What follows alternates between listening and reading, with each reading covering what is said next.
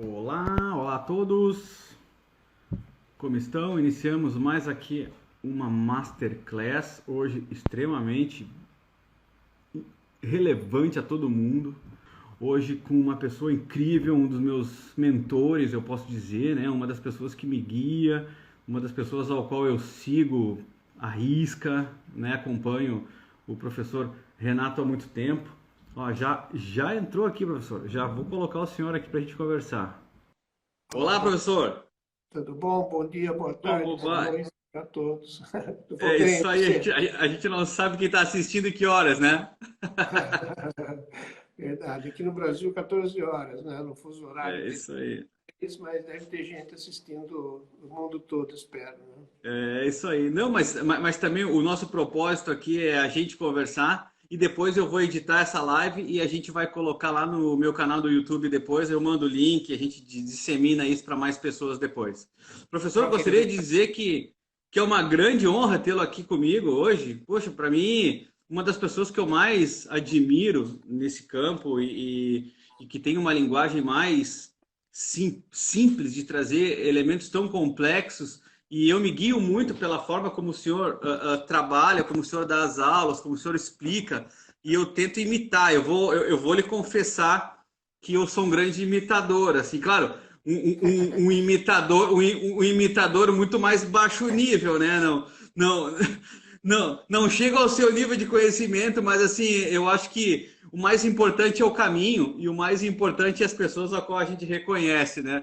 Então, assim, algumas pessoas eu tento imitar, eu tento me parecer, e o senhor eu tento me aproximar o máximo que eu posso. E hoje, para mim, está sendo um dia muito feliz, porque eu estou conseguindo trazer o senhor para uma aula particular para mim, basicamente. Né? Então, assim, não, eu sei que não é todas as pessoas que têm esse privilégio de conseguir isso, mas eu gostaria de dizer que eu estou muito feliz de estar aqui com o senhor hoje. Obrigado, Alexandre. A admiração é mútua, parabéns por todo o protagonismo que você tem nessa área. Parece que nós dois gostamos de coisa complicada, né, Alexandre? Então, Quando eu escolhi, há 55 anos atrás, quando eu era estudante de graduação de medicina ainda, e que resolvi nossa, me dedicar à área de neurofisiologia, foi uma paixão imediata, e velhos imagina. amores nunca morrem, né? Foi porque eu gostava mesmo de coisa complicada, porque eu podia ter escolhido qualquer outra coisa. Na neurociência, especificamente, talvez seja uma das mais complexas áreas da ciência biológica, né? Por Verdade, envolver o verdade. cérebro humano. Verdade. Mas é uma das áreas mais lindas também, porque elas conseguem transformar pessoas de uma maneira real, porque é ciência, né? Você mostra ali como as coisas funcionam, a origem dos seus comportamentos, a origem das suas percepções, a verdadeira origem dos elementos e das coisas que a gente dá atenção. Então, isso tudo acontece dentro desse órgão que é o primeiro que inicia a trabalhar durante a vida e, teoricamente, né, é o último que finaliza a sua história com a gente também. Então, assim, é maravilhoso cada página que se lê, cada estudo que se tem em contato sobre essa ciência tão transformadora na vida das pessoas e que, graças a Deus, por um lado, é acho que é muito bom que está sendo expandida a outros setores, a outros campos, né? Mas também, por outro lado, eu vejo tantas pessoas passando isso com tanta irresponsabilidade, né, professor? Que abrem um caminho assim de tantas facilidades, de tantas simplicidades, e que a gente sabe que não é assim que a coisa funciona e que tem que ter muita responsabilidade quando vai falar desse tipo de assunto, né? Uhum, verdade. Bom, neurociência, ou melhor, o cérebro e a mente são objetos de fascinação desde os filósofos antigos, né? Verdade, verdade. Então, o próprio Aristóteles, boa parte da filosofia dele foi voltada a entender como que nós somos humanos. E o que nos faz Verdade, unicamente humanos é o nosso cérebro, a nossa mente. A gente é uma espécie de verdade, barata descerebrada, que vive vegetativamente.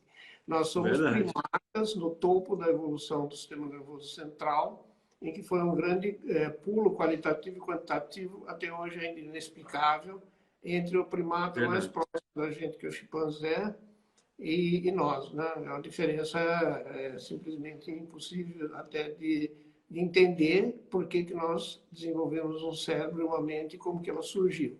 Então, tanto os Verdade. filósofos quanto os naturalistas, os biólogos, os médicos, etc., se esforçando enormemente para entender tudo isso e ainda não entendemos, acho que uma percentagem muito pequena. E eu sempre fui muito fascinado com isso também. Né? Você entrar É. num campo em que se entende muito pouco e o entendimento vai aumentando à medida que as técnicas de pesquisa vão sendo progredidas aí. Mas eu acho que a neurociência aplicada, nos últimos 10 anos, ela se tornou uma realidade. Então, a neurociência passou a ser aplicada na economia, na marketing, vendas, em educação, em tudo que Sim, você imaginar, porque tudo que a gente faz é através do nosso cérebro, nossa mente, nossa claro, cognição. claro.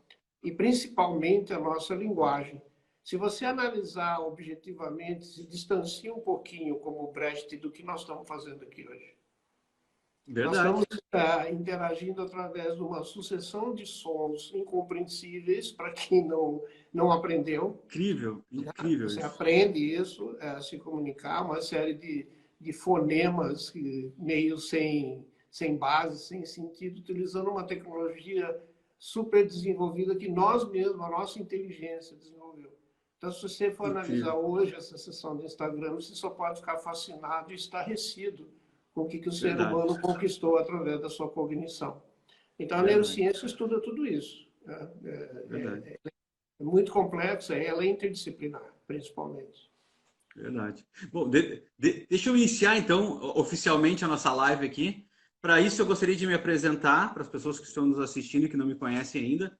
Meu nome é Alexandre Rodrigues, eu já trabalho com neurociência aplicada a negócios há aproximadamente 10 anos e eu sou um facilitador desses dois campos para negócios, para aplicação em processos, para desenvolvimento de atitudes, explicação de alguns tipos de comportamentos, formação, treinamento também de pessoas que gostariam de entender melhor como esse campo funciona e como eles podem aplicar, então, isso dentro dos seus negócios e principalmente para a sua vida, né? Eu vejo vários alunos que vêm para a minha aula querendo aprender como vender melhor e dizem para mim, professor, eu acabei me conhecendo mais. E eu disse exatamente, quando você busca conhecer o outro, você acaba se conhecendo. E a parte linda dessa ciência é que cada aprendizado que você tem, que você quer aplicar isso para algo relacionado ao seu negócio, você acaba usando isso para a sua própria vida, para se transformar em alguém melhor, a partir do momento que você se entende. Eu gostaria, professor, que o senhor se apresentasse também para as pessoas. Obviamente, o senhor não vai falar do seu currículo inteiro, porque senão a gente vai perder a live inteira nisso. Mas dá uma resumidinha, só para as pessoas saberem com quem é que a gente está conversando aqui. E eu já tenho uma série de perguntas que a gente vai transcorrer aí a nossa live Tá com bom. essas perguntas.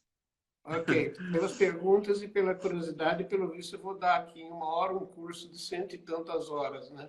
Daí que a É gente isso está aí. estruturando, né, Alexandre? Um curso É isso. sobre isso, onde a minha disciplina vai ser exatamente essa, sobre comunicação, Exatamente. atenção, processos cognitivos em geral e sua importância nas suas Exatamente. aplicações. Bom, eu Exatamente. sou campineiro de Campinas, São Paulo. Eu entrei na medicina da Faculdade de Medicina de Ribeirão Preto em 1965, em janeiro de 1965.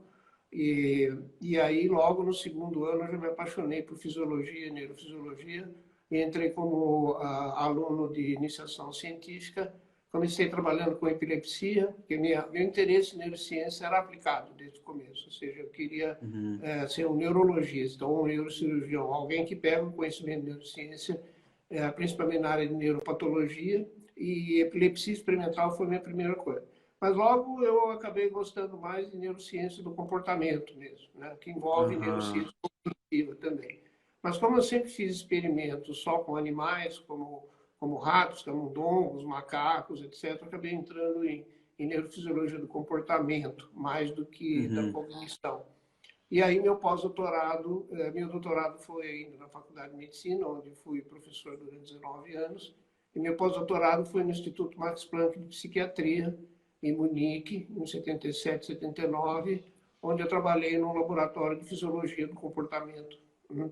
Trabalhando com macaco brasileiro, olha que ironia, né? Na Alemanha. Nossa. E a minha área de Nossa. doutorado sempre foi da interação entre as emoções e o sistema nervoso central, como, por exemplo, no estresse, na luta, no medo, Aham. E também alguma coisa de memória, condicionamento, etc. Sabe? Houve essa interação entre a cognição e a emoção, e não é à toa que Uhum. eu gostei muito do Damásio também, que todos vocês conhecem. Claro. Damásio foi o Nossa, primeiro nossa. neurologista português, né, a explorar a interação entre a razão e a emoção. No famoso livro dele, O Erro de Descartes, né, que ele Eu fala tive uma que aula com ele aqui, eu tive uma aula com ele aqui, incrível, ele é incrível, incrível. ele é muito bom mesmo, né? Ah, Bom, ele escreveu vários livros, inclusive alguns seminais na área de consciência. Porque na área de uhum, cognição, consciência, não é à toa que os dois começam com com, né? Que quer dizer junto a, uhum, cognição quer dizer junto ao conhecimento. Então, a cognição vem de cognicio, do latim, que uhum, significa conhecer, significa aprender, conhecer. E do grego cognos, que é um verbo que tem o mesmo significado. Então, cognição significa você estar com uma propriedade de aprender, de falar, de ter memória, de ter atenção, de ter julgamento, ter raciocínio, intelecto, pensamento. E tudo isso é centrado na linguagem, porque nós, sendo a chamada espécie simbólica, né? Como um livro sim, que eu recomendo para vocês, do Terence Deacon, que ele fala de symbolic species, ou a coevolução entre a linguagem e o cérebro. O nosso cérebro, ele coevoluiu com a linguagem. A linguagem apareceu como uma superpropriedade do cérebro, até hoje inexplicável. Se é que por coisa causa do incrível. número de neurônios, a organização. E até tem um também famoso que todos vocês conhecem, Steven Pinker, né, que é um Sim, psicólogo, que ele sim, escreveu um livro exatamente sobre isso, o instinto da linguagem. Porque ele diz que a linguagem do ser humano é instintiva, quer dizer, ela é programada como hardware no nosso cérebro. Então, uma uhum, criança, uhum, quando nasce, ela já tem a capacidade da linguagem embutida no cérebro, e se ela tiver uma interação com o ambiente, ela vai acabar desenvolvendo uma linguagem, qualquer linguagem. Nós somos uhum, multipotentes, ou pluripotentes, na sim, aquisição de qualquer linguagem. Né? É, que coisa então, esse impressionante. livro, que é do Gazzaniga, ele, que é um dos pais da neurociência cognitiva, ele escreveu um livro chamado O Instinto da Consciência. Então, veja só que bonito. O instinto da consciência, que também é programado no nosso cérebro, e o instinto da linguagem, e uma depende da outra. Nós não temos consciência praticamente sem linguagem. Tá? E a mesma coisa, não existe cognição sem linguagem. Até mesmo quando a gente faz introspecção, quer dizer, analisarmos o nosso próprio pensamento, que a gente chama de metacognição, Sim, sim, a cognição estudando a própria cognição. O Vilhar que é o meu Wundt, tema que de foi um doutorado dos pais aqui. da psicologia experimental, ele Ah, falou que isso se chama introspecção. O fato de a gente poder olhar para dentro de nós também envolve linguagem. Né? claro, claro. A metacognição é o meu tema de doutorado aqui, que é a Legal. comunicação, que explica a comunicação, né? É a forma como a gente interpreta as coisas, ou seja, é uma comunicação de altíssimo nível É. e que acaba explicando o real sentido de toda a comunicação que você quer passar. Ou seja, a maneira como você fala uma coisa é totalmente diferente, mesmo sendo a mesma informação, Exato. do que outra pessoa. Incrível isso.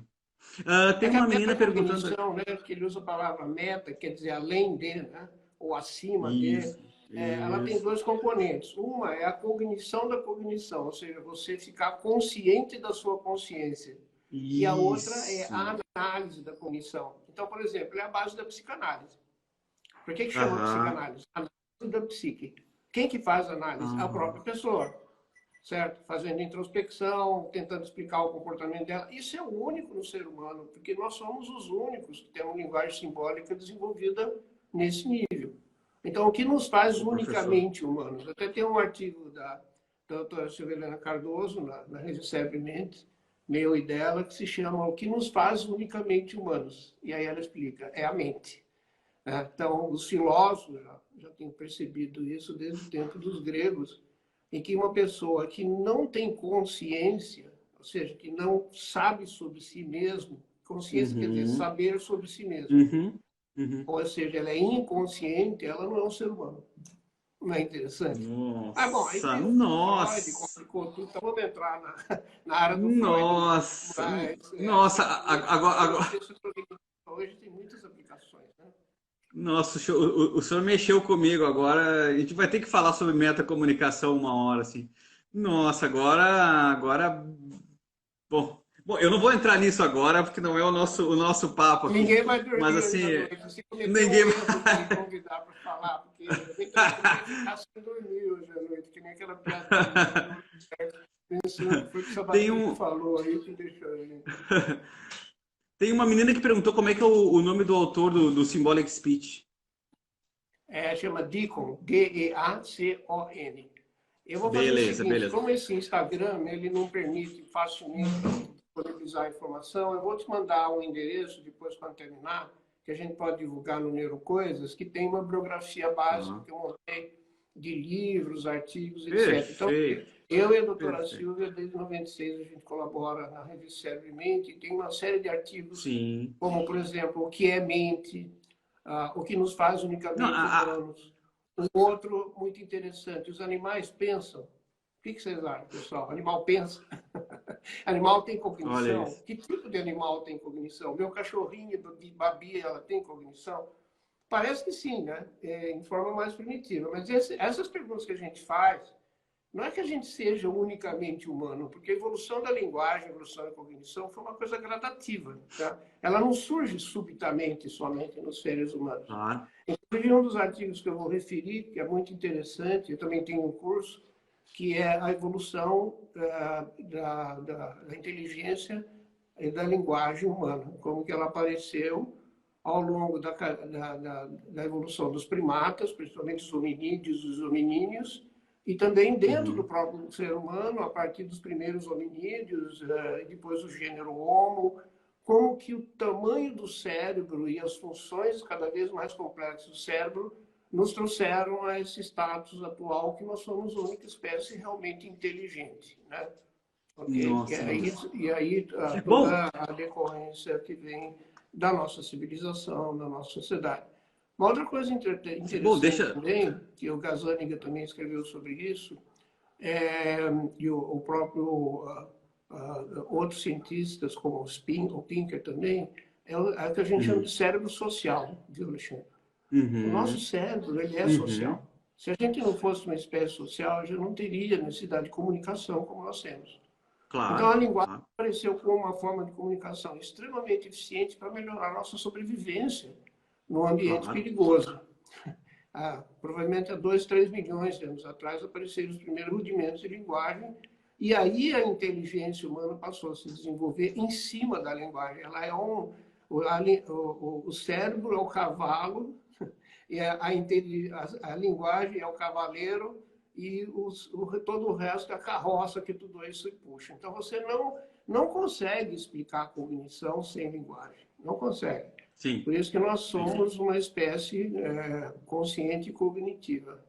Isso tudo é muito sim. interessante no sentido que a gente nem entende o que é consciência ainda. Sim, Também não sim, sim, entendemos sim. qual a base da linguagem, qual é a base neural da linguagem, ainda em grande parte é um mistério. Mesma coisa a Sim. memória. Então, o título que você me deu hoje, meu amigo, é cheio de ponto de interrogação, tá? É como se fosse uma Sim, gigantesca mas. montanha em que nós não vemos nem o pico onde ele está escondido na neblina e nós estamos lá embaixo. Estamos no comecinho da montanha, e essa é a neurociência. Se você não gosta Uhum. disso, fica frustrado, vai estudar cardiologia, tá? Vai estudar alguma coisa aí, que já sabe quase tudo. Mas neurociência nós não sabemos nem o que é inteligência. Você Que pode definir o que maravilha. é inteligência, mas saber o que é inteligência realmente, além da definição, ou seja, o mecanismo, nós não sabemos. Tá? Então Não, você professor, precisa isso, ser resiliente à frustração quando você isso, estuda neurociência. isso é a coisa mais linda de se ouvir, porque bom, as pessoas que estão aqui, elas vão ter a oportunidade de acompanhar o senhor nas suas redes também. O senhor tem uma escola também, né? Que dá cursos online e tal. Então, assim, todo mundo que está aqui nos ouvindo agora pode acompanhar o Dr. Renato, pode acompanhar a escola, que ele tem os cursos online também. Está sempre lançando cursos e formações a todo momento também.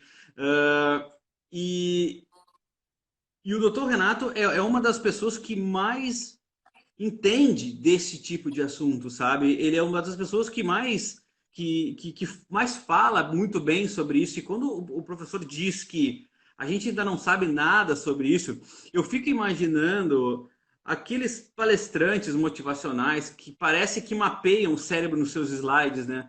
E tratam isso como se fosse algo extremamente simples, É um mas não sabem nem algoritmo. É verdade. então assim, é importante a gente retratar e trazer essa verdade às pessoas, sabe? Porque assim, é um campo magnífico, é um campo extremamente lindo de se estudar, mas ele é um campo extremamente complexo, ao qual cada passinho ele é dado com muito esforço, com muita tecnologia, com muito estudo, sabe? As pessoas predizem muito sobre comportamento, elas predizem muito porque elas acham que as coisas funcionam assim. Então, assim, tem que se ter muita responsabilidade quando vai se usar isso, porque caso contrário, se o nosso cérebro fosse algo tão simples, a humanidade estava na mão de pessoas. E a gente percebe que não está. Exatamente pela nossa complexidade de comportamentos, é que a gente não consegue predizer o que se passa dentro da mente humana, né? É verdade. Nesse exato momento que a gente está conversando, trocando ideias, algumas pessoas aprendendo, o nosso cérebro é plástico, ele tá Sim. se modificando. Ele está se modificando, inclusive, em nível de síntese de proteína, de dendritos, de axônios. Então, essa interação complexa, é o que a gente chama de problema nature versus nurture, ou seja, criação ou educação versus natureza ou biologia, faz com que o Uhum. nosso cérebro seja que nem aquele famoso rio do filósofo grego que dizia que o rio nunca é o mesmo, né? Quando você põe a mão no rio, Aham. no instante seguinte ele é diferente. Então, o Já nosso cérebro passou. Sim. ele é extremamente difícil de estudar, porque, ao contrário de outros órgãos do corpo, como fígado, pâncreas, É estático. coração, pele, dentes, eles também mudam. Mas eles não Hum. mudam com a mesma velocidade de uma forma tão complexa como o cérebro humano. Inclusive, Uhum. existe um dilema filosófico, que é bom nem a gente pensar, porque a gente não vai dormir 5 dias, é que é impossível um cérebro estudar-se a ele mesmo. Né? Por Aham. exemplo, um cachorro consegue estudar o cérebro dele? Não. Uhum. Nós temos a pretensão de estudar o nosso cérebro se o cérebro é tão complexo que a gente não consegue nem como objeto de estudo alcançar. Porque, afinal, o cérebro tem 60 bilhões de neurônios, deve ter alguns trilhões de conexões, e se você tentar estudar esse objeto de estudo, você o destrói, não é? Você Ok, vai claro, enfiar claro, 60 bilhões de fios no cérebro, vai claro, destruir o cérebro. claro, Então, o dilema claro. da neurociência é esse: será que dá para estudar o cérebro? Aí tem um gaiato que falou, não, aí tem um ET aqui, mais inteligente que a gente, e estuda o nosso cérebro. E aí outro gaiato falou, mas ele não vai conseguir comunicar com a gente, porque eu não sou mais burro que ele. Seria a mesma coisa que eu explicar para minha cachorrinha como é que funciona o cérebro dela. Ela não vai entender. Será que alguém muito mais inteligente, um computador, por exemplo, será que os Aham, computadores, na singularidade, eles vão exceder a inteligência humana? Eles vão ter uma aham, cognição realmente humana, uhum. inclusive superior à nossa, porque a velocidade deles é muito maior? Esses dilemas filosóficos, existenciais e tecnológicos me fascinam, e a gente escreve sobre isso, mas mais para provocar mesmo. Eu estou provocando aqui vocês, tá? Bom, professor, o nosso intuito é a gente falar um pouquinho sobre a disciplina, né? Eu separei aqui algumas Uhum. questões o senhor já começou a trabalhar com elas também, mas basicamente, para quem é leigo no assunto e para quem é curioso no assunto, nas suas palavras, o que é neurociência? Bom, pela própria raiz das palavras, ele é o estudo do sistema nervoso. Né? Ok. Basicamente, todo o sistema nervoso, mas principalmente o sistema nervoso central, que no ser humano é dividido em encéfalo, ou cérebro, e as suas funcionalidades, quer dizer, estrutura, função e patologia. Então, estrutura, Beleza. função normal e anormal. Esse, em resumo, é que é a neurociência. Agora, a neurociência é muito complexa, como você falou, Claro, porque a claro. gente tem, por exemplo, a neuroquímica, né? Nós temos a Uhum, neuroanatomia, nós temos a neuroquímica, nós temos a neurocognição. Então, uhum, você estuda do ponto de vista físico e químico, que é um estudo uhum, basicamente reducionista. enquanto que o cérebro ele é resultado de um complexo gigantesco de interações em que a filosofia reducionista nem sempre funciona. Então, a Sim. neurociência ela é muito dividida. Tá? Porque, por exemplo, quem faz neuroquímica não faz neurofisiologia, quem faz neurofarmacologia não faz neuroanatomia, porque é impossível hoje você dominar como se fosse um Leonardo da Vinci, né, da neurociência. Sim. Eu já tentei ser isso, viu, Alexandre? Obviamente não consegue, tá certo? Seria o homo universalis da neurociência. Desisti logo. Não Né? consegue. Meu professor, eu estava falando que queria estudar fisiologia da memória. Eu tinha 18 anos, né? Para dizer, aí o meu professor, o meu orientador, ele falou: você conhece um negócio chamado índices médicos? Eu falei: não, professor. Índices médicos é um índice de toda a literatura mundial, médica e biológica. Vai lá na biblioteca, não quero muito internet, porque lá não tinha internet. Então eu fui na biblioteca, uma estante cheia de livros enormes de 5.000 páginas. Eu peguei um deles em um mês e procurei o termo fisiologia da memória. Só naquele mês tinha mais de 200 trabalhos publicados. Aí eu voltei para o professor e falei: professor, poxa, eu achava que eu sabia alguma coisa. Ele deu uma risadinha irônica e falou: você não sabe nada, meu querido. E nós não sabemos nada. Você tem 200 trabalhos publicados por mês e hoje tem 2.000, certo? Ou 20.000. Claro, claro. Tá? Claro, No índice claro. médio são publicados 1.500.000 trabalhos científicos por ano. E ele acumula cerca de 70 milhões de trabalhos. Então, é impossível uma pessoa só. Né? Era uma pretensão de adolescente mal informado. Claro. Informação para vocês. Especializem-se, tá? Agora, Sim, tem é que verdade. você não pode ser curioso, né, sabe? Você tem que estudar. Então, eu recomendo que vocês façam um curso de neurociência geral ou neurociência dedicada à neurociência cognitiva, que é tão ampla como a neurociência geral, porque ela interage também com a neuropsicologia, com a psicologia, É um campo que com o eu estudo sou do maravilhado. comportamento, certo? É um campo que eu sou maravilhado. Eu tenho alguns livros aqui de psicologia cognitiva e é incrível, incrível. Eu sou maravilhado nesse campo. Olha. A gente tem até algumas perguntas aqui, mas as perguntas têm relação com emoção e pensamentos que eu vou falar um pouquinho mais adiante. Então, para eu não atrapalhar a nossa linha de questões aqui, caso eu não responda, Priscila, daí você volta com a tua pergunta, tá bom? Botei assim, professor, Tá por que o público em geral deveria ter acesso às contribuições que a neurociência está trazendo? Por que você acha que a neurociência deveria chegar? E como está chegando às pessoas atualmente? Tá. Bom, a neurociência normalmente não é ensinada em nenhum nível, Verdade. do nível primário, secundário, ou até mesmo na faculdade. Eu fui professor de neurociência do comportamento na Faculdade de Psicologia de Ribeirão Preto, da USP. E então, o que a gente viu na época é que eu introduzi esse curso. Até então, o curso de psicologia não tinha nenhuma noção de sistema nervoso, de fisiologia do sistema nervoso, anatomia do sistema nervoso e tal. E são psicólogos, ou seja, são pessoas que trabalham com a mente, com as emoções, com a cognição. Muito esquisito isso, né? É como você estudar história sem saber geografia, cara. Como é que pode um negócio desse? E hoje, a maior parte da faculdade de educação, que é outra área que usa a mente humana, né? Tanto é que eu acho que é um pouco redundante se chamar neuroeducação, como tem gente que chama. Não existe educação sem neuro. Como claro, claro. Imaginar que alguém vai aprender sem um sistema nervoso, não é mesmo?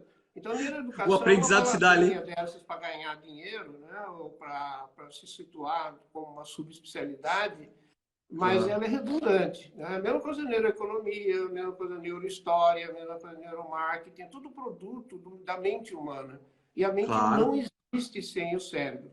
Existem pessoas que dizem sim, né? Mas é mentira, tá? A mente é um produto, é uma excreção do cérebro, como alguém já disse. Olha, Priscila, já Então ficou tem uma que dica. aprender. Na pós-graduação, você estudar por conta própria. Quem quiser se interessar mais profundamente por isso, recomendo o livro do Roberto Lent, 100 bilhões de neurônios. Né? 100 bilhões já de neurônios. Esse 60 bilhões, né? Porque a Suzano Russell determinou que não são 100 bilhões, são 60. Né? E a Suzana fala que ele igual a galáxia, a Via Láctea, que tem 100 A bilhões su... de estrelas, mas não tem, tem 250 bilhões. Então, né, houve um certo distanciamento. Então, essa coisa, até que a gente publicou na revista, que o cérebro era igual à a su... galáxia, não vale mais, né? A Suzana fala em 86 bilhões, né? Você fala 60 bilhões porque Não, é a 60 quantidade. bilhões e 80, a 80 bilhões vai depender da idade. Tá? Por exemplo, eu que já estou com 74, já devo estar com 65, por aí já tive meus 80. Porque os neurônios vão morrendo, tá? E quando Tá, você. tá. Uma coisa interessante, pouca gente sabe, é que existe uma morte maciça de neurônios durante o estágio fetal. Então a gente chega a Ah, ter sim, 100 sim, bilhões sim. de neurônios e depois ocorre um fenômeno chamado poda neural que Aham. é para reduzir o tamanho dos neurônios, para aumentar a velocidade de processamento e tirar aqueles neurônios que estão a mais. Né? Esse Que fenômeno, a maravilha. pós-neuronal, que gerou inclusive um prêmio Nobel, é um fenômeno ainda sem muita explicação, porque ele é um fenômeno neuroquímico muito complexo, que envolve morte neuronal, que chama apoptose. Isso Aham. ocorre antes da gente nascer. Tá? Agora, quando você nasce, você já nasce com todos os neurônios que você vai ter a vida toda, né? Em boa parte. Mas tem neurônios que podem aparecer de novo, pode ser uma neoneurogênese, né? Uma Sim, palavrinha um sim. pouco difícil, significa que em alguns lugares do cérebro podem haver crescimento de processos neuronais ou até, em alguns casos mais raros, de neurônio propriamente dito. Tá, mas para cada neurônio você tem 10 células da glia, que são as células de suporte, e que muitas vezes você não consegue distinguir do neurônio. Então, esse número é altamente assim, contestável, né? Qual é o número Entendi, exato? entendi, entendi. Tá. Ah, bom, A doutora Silvia, que voltando à está aqui nossa do meu pergunta. lado, ela quer falar uma coisa aqui. Uma plateia. Ah, ela está na plateia. Fala, Silvia. Não, sobre o título de 100 bilhões de neurônios, o Roberto Lente editou e está 100 bilhões de neurônios. Agora boa, boa. Ela falou que Como é que é? a nova edição dos 100 bilhões de neurônios, ele colocou um ponto de interrogação, apoiando o que eu estou falando. Ah, Quer dizer, qual é o número real? Ele fica dizendo, sei lá. Mas é grande, boa, grandinho, bem boa, grandinho. boa, Okay? boa. Mas e por que é importante, então, trazer a neurociência para dentro de outras profissões, professor? Porque todas elas trabalham com o cérebro lá. Você tem que saber como é que o cérebro Claro, funciona. Nós estamos mais ou menos que nem o exatamente. mecânico, que nem o motorista de automóvel, que nunca levantou o capô do carro dele, não tem a menor ideia de como funciona o motor, onde põe gasolina, onde põe óleo, etc. Está todo mundo interessado que o cérebro funcione, né? Não como, nem de que jeito. Entendi. Obviamente, isso é uma situação meio estranha, porque se você trabalha, o objeto do trabalho seu ele tem estrutura e função, você, para aplicar essa estrutura e função, você tem que conhecer os mecanismos, como ele funciona. Não em Claro, detalhe.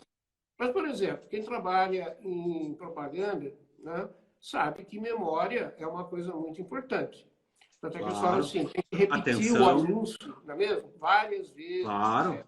Ele tem que claro, ter um processo atencional, de modo que chame a atenção.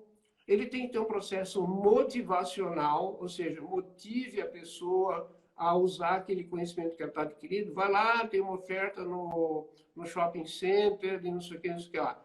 Então, todo o processo de comércio, marketing, vendas, gestão, utiliza todos os conhecimentos da ciência cognitiva. verdade. Então, se você conhece o básico, você pode desenvolver várias coisas interessantes. Por exemplo, qual a Uhum. duração ideal de uma aula expositiva? Sim, Né? sim, sim. A doutora Silvia Cardoso publicou sobre isso, dizendo que é 10 minutos. Por quê? A sua atenção 10 aumenta, minutos. depois ela vai caindo, tá? E você perde o aluno se você não fizer alguma coisa. Então, a cada 10 minutos, você tem que ou interromper, interagir, ou apresentar uma novidade impactante que faz, pá, acorda o cara e ele vai caindo. Claro, Dente de serra, assim, certo? Esse dente de claro, serra claro. é fundamental para a educação. Porque se você falar durante 5 horas, o dente de serra também vai desaparecer. Você perde Claro, a possibilidade do aluno aprender. claro. Então, é muito surpreendente para mim, Alexandre, que os cursos de pedagogia não tenham neurociência, principalmente É, neurociência infantil, que é diferente é do adulto. verdade, Não é? Se verdade. você aplica hoje, tem pessoas como a doutora Marta Helvas, né, que é uma sumidade no assunto da neuroeducação, ela tem vários livros publicados em que ela explica como que a diferença de cérebros entre homens, meninos e meninas, nos vários estágios de desenvolvimento do Piaget ou de qualquer outro, né, Nossa, Vygotsky, Piaget, que foram fazendo descobertas dizendo que a cognição é uma coisa em movimento, ela está sempre mudando de acordo com o estágio do desenvolvimento e até mesmo com a capacidade sensorial e perceptiva do aluno e sim. também no processamento central, que a gente fala processamento central, né? Seria atenção, memória, você armazenar a memória e recuperar a memória. Todo mundo sabe Aham, disso, né? Por exemplo, você fala assim, claro. estou estudando para a prova. Como é que eu chego na prova e tiro 10? Você vai ter que lembrar o que você estudou. Tem E que como é que eu recuperar, faço claro. para lembrar o que eu estudei? Pronto, é a aplicação de neurociência. Chama lá o Esquerdo, o Ivan Esquerdo, né? Tadinho, ele já morreu, mas ele tem uma obra Tadinha, que ele deixou muito grande que explica tudo isso. Por isso que é considerado um dos maiores cientistas da neurofisiologia da memória no mundo. É o mais citado no mundo, por verdade. sinal. Eu tive uma aula com ele na PUC Tudo do isso Rio é Grande um do Sul. conhecimento especializado que foi tirado de estudos animais e também de estudos humanos sobre a fisiologia da memória. Maravilha, que maravilha. Eu tenho uma outra pergunta aqui que diz assim, ó, a neurociência cognitiva é um dos campos que mais me fascina. Explica, por favor, em suas palavras, o que que é a cognição, professor? O que que é cognição para as pessoas? Ok.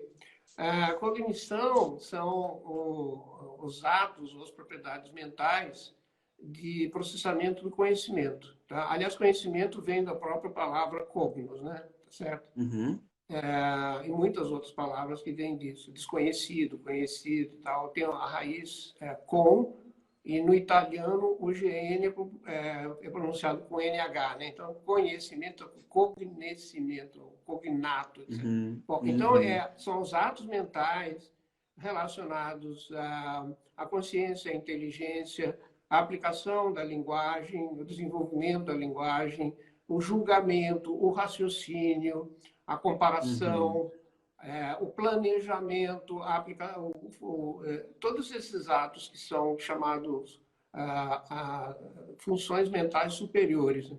Por que elas são chamadas de aham. funções mentais superiores? Porque elas não são aquelas que não são superiores. Bom, acabei de dar uma definição circular. Mas aquelas que não são superiores são o controle da respiração, da frequência cardíaca, do sono, do sonho, da motricidade básica. Então, Sim. há uma parte do cérebro que a gente chama de subcortical. Porque é no córtex do cérebro humano, que é o mais desenvolvido de todos os primatas, que se Uhum, processam as funções cognitivas. E elas envolvem quase que todo o cérebro. Tá? Até aham, tarefas muito aham. simples, como aprender a tocar uma flauta, você envolve 80% do cérebro. Né? Do cérebro cortical Nossa. e muito do cérebro subcortical também, principalmente na memória. E Uhum, aí tem você ter a explicação da cognição, daquelas coisas que você sabe o que é, mas não sabe direito. Quer dizer, são as funções superiores do ser humano, que são funções mentais, conscientes ou inconscientes. Tá? Também existe cognição inconsciente também. Ela está processando lá uhum, no fundo, sem você saber, né? Como se estivesse no background. uhum. Ok? Como, por exemplo, se você está dormindo e de repente você tem um problema e você acorda com o problema resolvido. Já te Ou a própria aconteceu isso? intuição, né? Sim, Ah, ou a própria comigo intuição, aquilo que acontece chama de toda sexto hora. sentido. Tá? Não, eu Eu também, estou eu dormindo com também. um problema na cabeça, fui lá, deitei, dormi, sei lá, eu se eu sonhei, se eu não sonhei, de repente de manhã, pá, a hora que eu acordo eu tenho a Eu, solução do problema lá. eu tenho Então muito isso isso, eu tenho prova que muito isso existe um também. pouco de cognição subconsciente também. Então, Uhum, todas essas funções, elas se interagem de uma maneira extremamente complexa. Por exemplo, aprendizado. Você não aprende se você não tiver emoção, se você tiver atenção e se você não tiver memória. Mas não é só Claro, isso. Você tem claro. que processar todas as informações que estão lá dentro de uma maneira misteriosa, armazenada dentro do cérebro, e que envolve todas as redes neurais. Do ponto de vista Claro. genético também, nós temos 22 mil genes, né, mapeados, que chama Aham, aham. exoma. O exoma é aquele que sintetiza, o gene que sintetiza proteína, enzima e tal. Mais de 15% dos genes do exoma humano são para o sistema nervoso. Imagina. Nossa, mãe. Exato. Então, Nossa. o sistema nervoso é uma espécie de chefinho nosso, é que a gente chama de cérebro executivo, né? Que Sim, domina sim. 25% da circulação sanguínea, 25% da circulação sanguínea vai para o cérebro, e ele domina praticamente 80% de todas as funções quando você está acordado ou está dormindo. Então, mesmo quando você está dormindo, seu cérebro continua funcionando e ele é extremamente exigente em termos de metabolismo, em De termos de energia, de uso de oxigenação. glicose, etc, etc. Se você não come direito, ou tem pressão baixa, ou sua circulação sanguínea não está muito boa, você entra em estado de confusão, você não consegue pensar direito, não consegue Claro, armazenar as coisas, claro. não consegue prestar atenção. O que a E é gente por chama isso de que o cérebro atenção adora uma cognitiva, glicose. né? E é por isso que o cérebro adora uma glicose, né? Ele precisa da insulina, né, para incorporar a glicose. Eu tenho uma outra pergunta que diz assim. Deixa eu ver. Bom, a gente já respondeu aqui ó, algumas perguntas que eu tinha, né? Mas eu tenho assim, ó, como é que funciona a memória, como é que a gente aprende e como é que a gente armazena a informações. Uma das coisas que a Ok. grande maioria das pessoas não sabe é que a gente tem muita dificuldade em armazenar informações. Eu acho que tem mais facilidade em esquecer coisas e armazenar o que realmente é importante para cada pessoa, né? Mas como é que se dá esse armazenamento de informações? Como é que eu aprendo algo e isso fica lá, se transforma numa conexão neural? Como é que isso funciona, professor? Bom, aí vou precisar de um curso inteiro para explicar isso, né? Mas basicamente A a gente, memória a gente tem 6 horas só de live. ela tem uma memória de curto prazo, que ela é armazenada no disparo dos neurônios, chamado alça fonológica, tá? Então, Ok, quando eu estou falando com você aqui, você consegue me entender porque você lembra o começo da frase. Provavelmente você não lembra o que eu falei faz 5 minutos atrás, mas não interessa. Para você ter linguagem, você tem que ter uma alça fonológica, ou seja, você tem que ter uma persistência da atividade neural, que basicamente é o aumento do disparo dos neurônios num determinado circuito. Esse ok, circuito normalmente está num órgão chamado hipocampo, né, no lobo ok. temporal medial do nosso cérebro aqui, né, lobo temporal medial. Uhum. Essa estrutura é fundamental para você ter memória. Tanto é que as pessoas que têm epilepsia nessa área, ou elas têm alguma lesão, tumor, elas O não têm a Alzheimer? memória de curto prazo. Tá? Então, essa memória de curto prazo ela é funcional e temporária.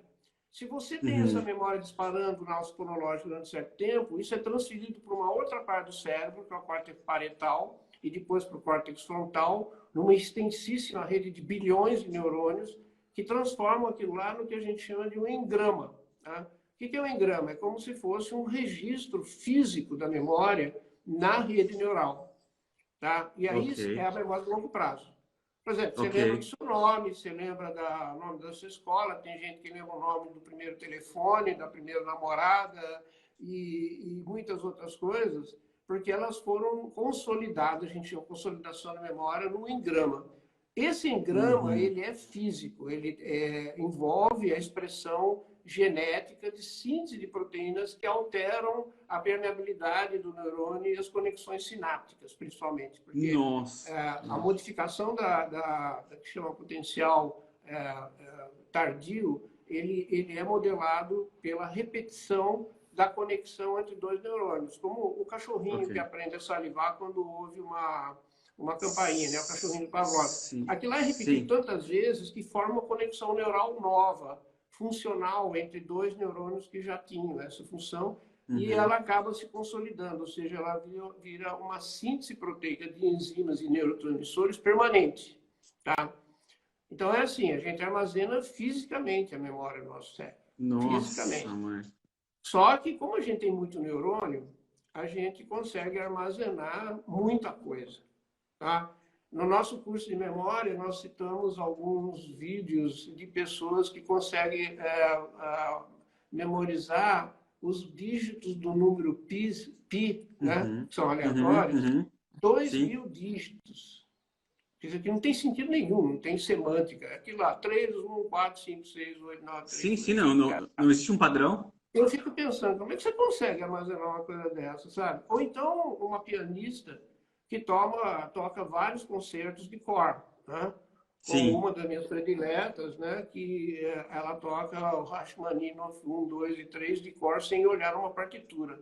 Isso é fenomenal. Nossa, Isso é fenomenal. Como é que a nossa. gente... Parece uma coisa de ET mesmo, né? Como é que a gente tem no Sim. cérebro uma capacidade de tocar 1 hora de concerto com até 40 notas por segundo e Nossa. lembrar disso, inclusive toda a variação tonal, os intervalos, etc.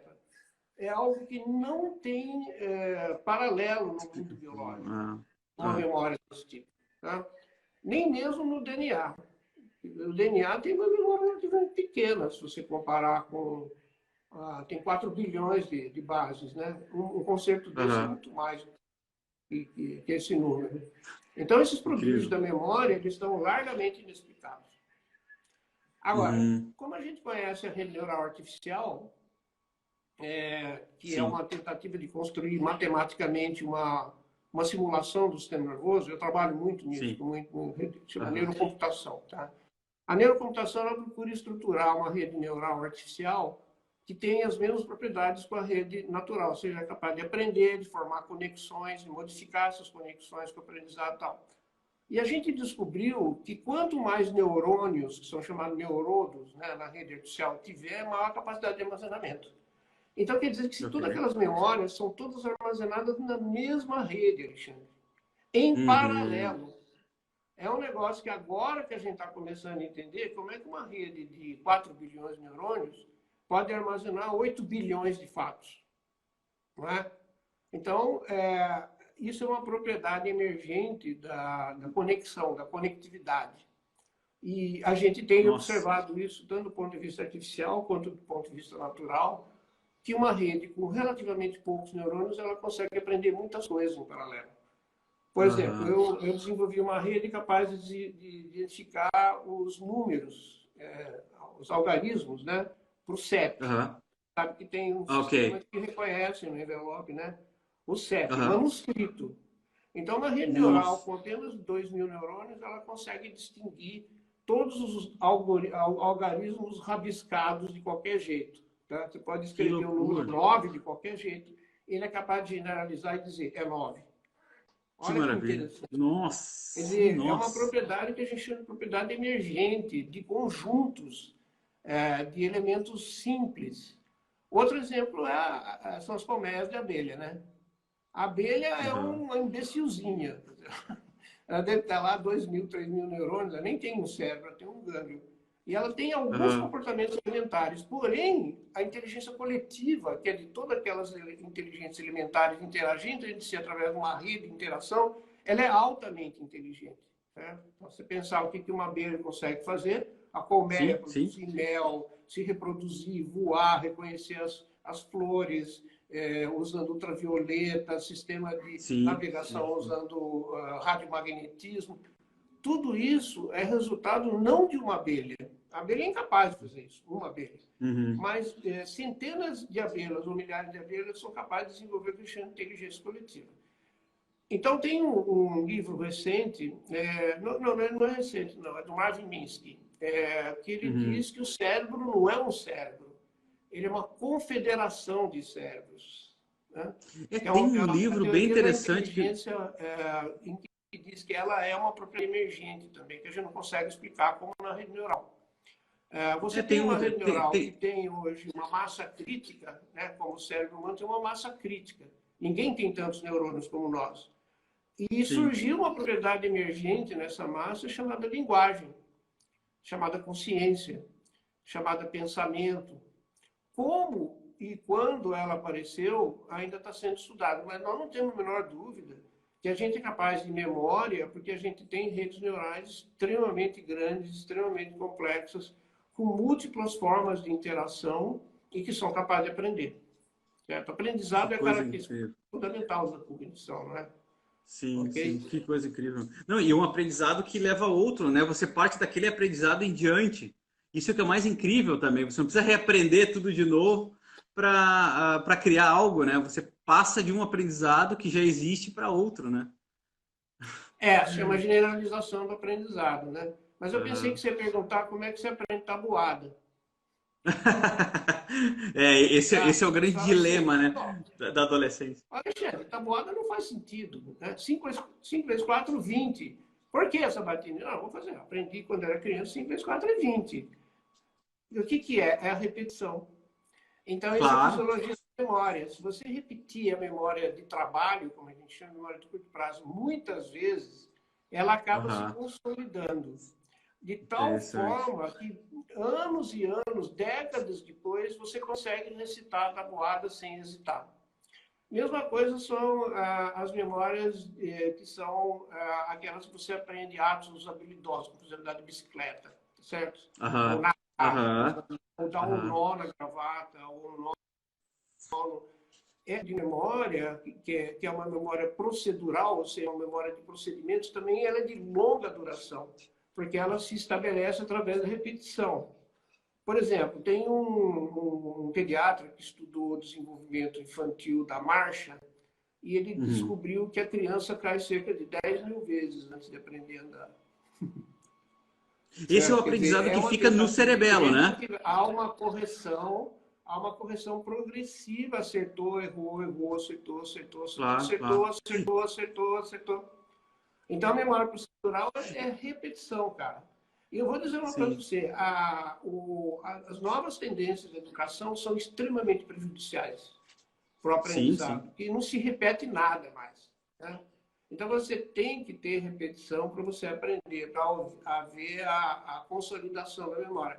Isso é básico, é fundamental em teoria da memória, porque justamente ela se ampara na fisiologia da memória, como é que funcionam as redes neurais.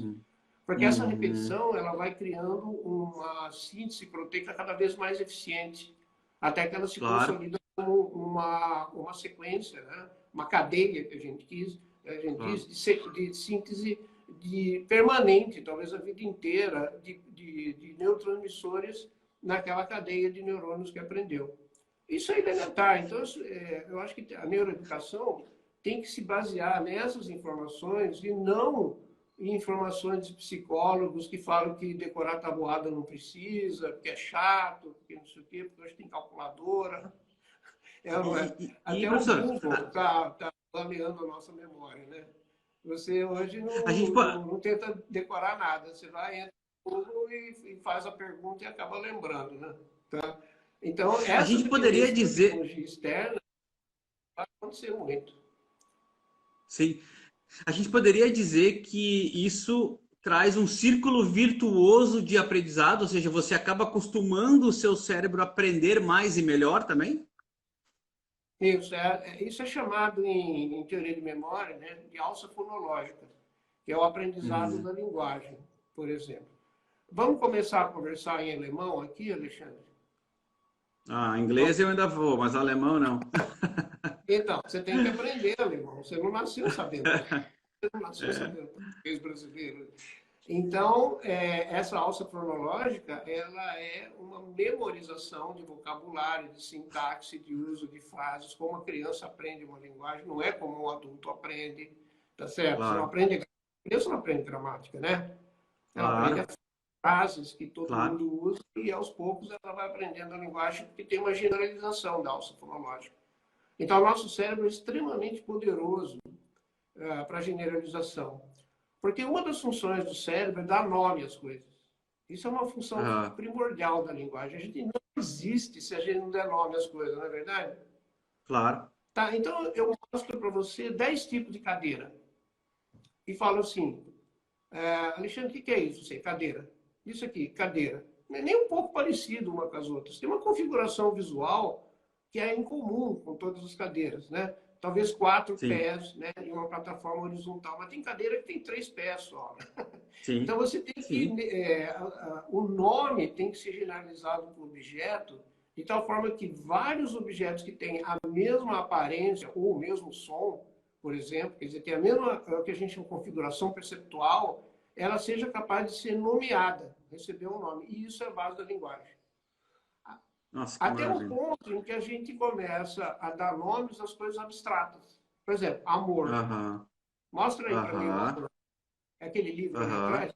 Não, amor é um conceito abstrato. Então, a abstração, a nomeação abstrata, ela é uma característica da cognição. E aí que você aprende a dar nome às coisas, inclusive no comércio, no marketing, na economia, na propaganda, tá? Dar nome às coisas é fundamental para você memorizar, né? Ou seja, armazenar e depois ser capaz de recuperar através de uma lembrança, ok? Então você fala assim para você, Tinder, ok? Você Uhum. sabe o que é Tinder? Sim, o aplicativo aquele de relacionamentos. Você sabia o que era Tinder quando você nasceu? Não. Você Não. aprendeu através da interação da cultura, do social com o Uhum. cérebro biológico. E aí aquele nome fica registrado na memória e ele é o que a gente chama de evocativo. Ou seja, na hora que aquele item Tinder entra pelo seu ouvido, como entrou agora, ele vai lá numa arquitetura extremamente complexa de redes neurais no sistema auditivo, no colículo superior, e vai até o córtex temporal, o hipocampo, e vai para o parietal, e vai para o frontal, e aí você, pá, aí eu sei o que é Tinder. Então, isso chama evocação. Caramba. Nota que funciona como se fosse um gatilho, né? O Claro. gatilho se aperta uma coisa muito simplesinha, que é uma alavanquinha boba, aplica uma pequena pressão e você detona uma explosão E, monstruosa para um canhão Obus de 850 e é milímetros. todo o Então, esse mecanismo de fenômeno do conversa. gatilho, ele é fundamental na memória, porque ele forma o que a gente chama de rede associativa. A nossa memória Sim. é essencialmente associativa. Tá? Então, uma das coisas de você aprender é você forçar associações, que se chama mnemônico. Né? Mnemônico quer dizer que ele Aham. mnemos em grego quer dizer memória. Então, você ativa uma memória através das associações dela. É assim que funciona a memória humana. Ela é totalmente Uhum. diferente da memória do computador. Não tem nada a ver com a memória. Aham. Claro, A claro, memória claro, não é associativa, tá? Ela é uma memória claro. linear, tá? Uma memória de armazenamento, storage. Sim, A sim. nossa, ela tem o storage, tem o armazenamento, mas você não consegue recuperar. Está lá, está lá. Só que você não lembra, ok? E o mais interessante da memória é que você sabe que não sabe. É ou não é? Qual é o telefone do presidente da República dos Estados Unidos, o Biden? Qual que é o telefone? Você sabe? Não sei. Não. Não. Você lembra do seu primeiro telefone? Ah, não me lembro, eu acho. Mas você sabe que você sabe. Olha que Claro, claro. Se eu pensar um pouquinho, ele vem. Então, a arquitetura neural da memória é muito curiosa, porque ela consegue, às vezes, não recuperar a memória, porque ela está numa rede neural onde não tem uma associação ou um gatilho. Se você tiver algum tipo de gatilho ou mnemônico, aí você vai lembrar, porque você vai recuperar Sim. aquela memória. Então, o famoso neurologista e neurocirurgião canadense, o Walter Penfield, ele descobriu isso porque ele estimulou eletricamente o lobo temporal de alguns pacientes que estavam não anestesiados só localmente, e esses pacientes lembraram de coisas que eles não sabiam que eles lembravam. Então, Caramba. a famosa paciente dela que tinha crise epiléptica sensorial, e ela lembrava do cheiro de torrada. Toda vez que ela cheirava o Nossa. cheiro de torrada, ela tinha um ataque. Então, ele foi lá e ficou futucando com o eletrodo lá, até provocar a epilepsia, o foco epiléptico, e ela sentiu o cheiro da torrada. Então, Que ele incrível fez um isso. trabalho magnífico mostrando que a memória, o engrama existe. Talvez a gente lembre-se de tudo o que a gente aprendeu na vida. Literalmente tudo. É angustiante isso, né? Só que a gente consegue lembrar. Incrível. Então, você tem que ter Incrível. alguma forma de recuperar. Agora, também é Incrível. importante o esquecimento, tá? Porque a Claro, nossa capacidade mental, embora seja muito grande, ela não é infinita. claro. Então, algumas pessoas não conseguem esquecer. São pessoas que têm memória eidética, ou memória fotográfica, ela não consegue esquecer. Uhum. E isso não é muito bom. Autobiográfica, né? como se fosse uma gaveta que você não consegue estufar mais coisa nela. Agora, nós Uhum. temos que desaprender algumas coisas para continuar funcionando. Inclusive, chegando no fenômeno da atenção, é interessante que apenas 1% do nosso input visual é processado pelo cérebro. Por isso que a atenção é Um, necessária. um Você por tem que cento focalizar no canal que é importante. Você não consegue processar tudo ao mesmo tempo. Por isso, a atenção é um processo fundamental da cognição. Você não tem Claro, cognição se você ficasse imerso num mundo com milhões de estímulos e coisas claro. para gastar, e você viveria numa nuvem, assim, em que você não conseguiria aprender nem se orientar, provavelmente você ficaria paralisado, né? Se você não tivesse Claro, atenção, claro. certo? Nossa, sim, claro, incrível. Não, até já falei E, para você do problema de atenção, né? Que acho que você ia perguntar. A não, não, mas atenção é isso, a a gente atenção é vai fundamental trabalhando. para tudo, porque ela Eu, é uma focalização da perceptiva. A gente sabe como funciona a atenção já no cérebro, né? isso tem muita relação com os filtros atencionais, né? Uhum. Tem muita relação O, com os filtros atencionais. o processo de atenção ele é tão importante que a aplicação dele na televisão, no cinema, nas artes visuais e nas artes auditivas, né? Que são as duas percepções mais importantes do ser humano, audição e visão, elas são tão Uhum, importantes. Porque se você não elicitar, não provocar um processo atencional, essa pessoa vai ter uma desassistência atencional, que a gente chama. Ou seja, ela vai entendi. estar, usando um termo comum, distraída. Então, a Aham, aham. concentração é a atenção. Então, você não aprende se você não tiver foco, né? Sim, Eu acho que muitos psicólogos neurocientistas já estudaram muito o processo de atenção e já sabemos como funciona. Se você me permite fazer uma breve analogia, é o seguinte: você entrou num quarto escuro, claro. tá?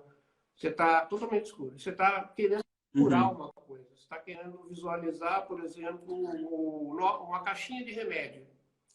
ok. Aí você pega o farolete, tá? E fica lá, mexendo para lá e para cá, até que de repente você foca a luz em cima da caixinha. E aí você vai lá e consegue ler. Isso é atenção. Então a atenção ela Ok. tem um componente de alerta, de busca de alerta, de focalização, tá? E de processamento. Então você está Ok. fazendo isso o tempo inteirinho. Provavelmente, se surgir alguma distração aí, um barulho externo, ou uma luz, alguma coisa, você nem vai perceber, porque neuralmente, do ponto de vista neural, existe um negócio chamado inibição lateral. Então, numa parte do cérebro chamado mesencéfalo, tronco cerebral, Uhum, existe um processo de inibição em que inibe todos os inputs sensoriais que estão chegando no seu cérebro pelo tronco.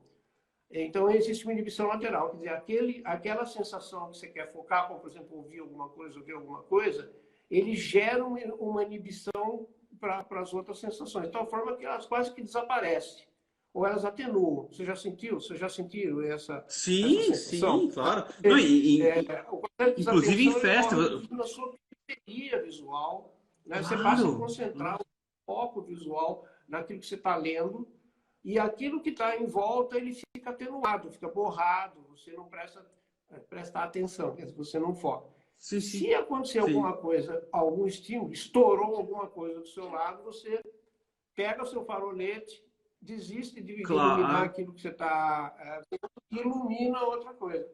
Isso, o cérebro tem um processo chamado Sistema de Supervisão da Atenção, ou SAS, Que que é o ocorre SAS, no sim. cérebro frontal, né, no pré-frontal, que ele coordena esse processo de focar. Ele é o chefinho, é o executivo É o que está lá no segurança cérebro lá, comandando vários outros sistemas. Porque uma é coisa o que todo mundo guarda-costa. imagina é o seguinte: meu Deus, com esse cérebro tão complexo, como é que a gente não tropeça em nós mesmos e não consegue fazer nada, fica babando no chão? Porque tem um cérebro executivo.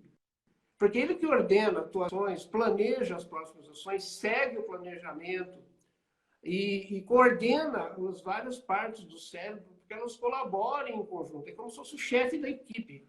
A melhor analogia que eu tenho, sabe qual que é? Maestro de orquestra, tá certo? Sim, Cada músico está tocando autonomamente.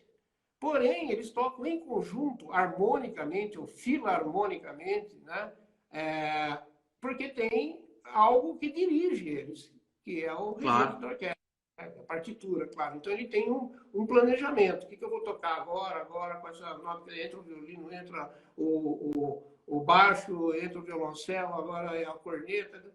Então, o nosso regente é o cérebro pré-frontal, que colabora com Maravilha. outras áreas da memória, da atenção, da emoção, para que você coordene as atenções, as funções do cérebro.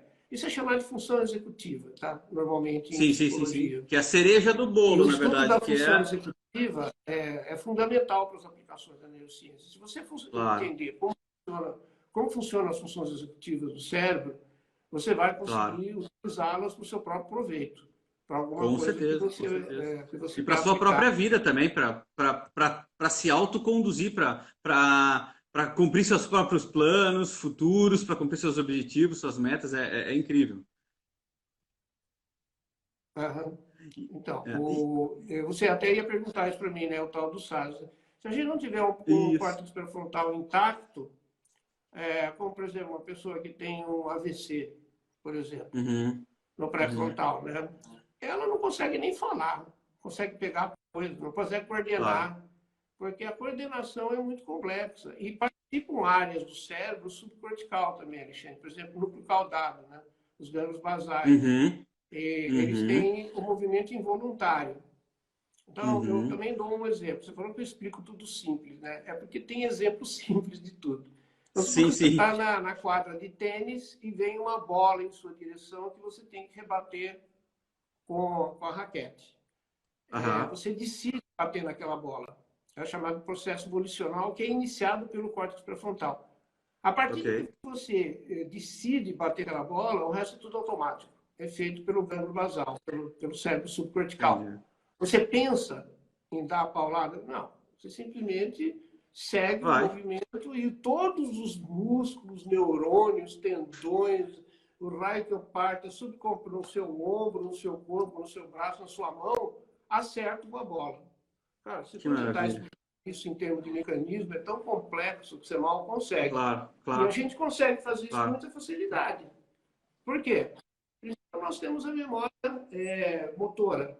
De tanto bater em bola, eu acabo acertando na bola, certo? Então, eu Uhum, tenho uma uhum. memória procedural de como acertar na bola. Mas, uma vez iniciado o processo evolucional, eu não preciso nem pensar. Essa memória Entendi. recuperada aciona toda a maquinaria de controle cerebral da motilidade, da motricidade, e você acerta a bola. Automaticamente. Você Entendi, vê isso com entendi. todos os animais. Joga Entendi, para o alto, entendi. né? A cachorrinha pula, agarra no alto. Ela está fazendo a mesma coisa que jogar tênis, né? Certo? Entendi. Tênis do cachorro. Enfim, mas ele usa o mesmo mecanismo, igualzinho. Eu tenho mais duas perguntinhas, professor. Eu sei que, que a gente já passou do nosso horário aqui, eu sei também que o senhor tem compromisso, mas se a E é gente mesmo. pudesse. Pois é, a gente ainda tem tempo para mais duas perguntas? Não. Ok? Se não, eu Desculpe, fecho não com a ouvi. última. Nós Tem temos tempo tempo para para mais duas tem perguntinhas tempo pra... ainda? Ah, tá. Pode fazer, pode fazer. Tá. Não, aí é gente que está A fazendo ou você que penúltima. vai fazer? Não, não, eu. A penúltima pergunta é: como funciona o processo de transdução de estímulos? Ou seja, como a gente compreende o mundo à nossa volta? Rapidamente, assim, se o senhor puder explicar. A transdução, processo de A transdução. transdução, que é a maneira como a gente compreende todo mundo à nossa volta, né? Que faz sentido aos nossos sentidos, né? É. Bom, esse conceito de transdução é bem interessante, né? Aliás, nós não falamos nada sobre emoção, né? Não Porque a emoção conseguimos, faz parte da professor. Eu tinha cognição. pergunta, Hoje pois existe uma é. área chamada cognição emocional. Tá? Então, o processo de tradução da inteligência, da memória para o ambiente social, ela é muito interessante porque ela tem o aspecto de comunicação, que é outra coisa que nós não falamos muito aqui, mas é extremamente importante. Nós somos uma espécie Sim. comunicativa, e não apenas Aham. verbal, também não verbal, né? E, em muitos casos, a não verbal faz parte da verbal de forma indissolúvel. Claro. Então, você pode transmitir pelo não verbal a emoção que acompanha o processo de transdução, o processo que você vai pegar a tua cognição interna e interagir com outros organismos, que não precisa ser necessariamente humano, né? Tá certo? Claro, claro. Então, esse processo é cultural. Esse processo é aprendido, é cultural. Aham, Alguns aham, não são aprendidos. Por exemplo, o choro da criança é uma comunicação. aham.